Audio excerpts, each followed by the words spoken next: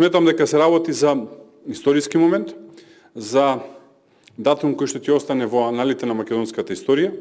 Мислам дека 22 мај ќе е датум кој што долго се споменува македонската историја, затоа што се работи за досега најобемен договор кој што Македонија го постигнала со било која држава. Целта на договорот е да воспостави партнерство за поддршка на реализација на инфраструктурни проекти во секторите здравство, транспорт, технологија, енергетика, дигитална трансформација и други критични сектори во Македонија. Првичната група на проекти се веќе споменати во јавноста, во делот на здравството и во делот на транспортот.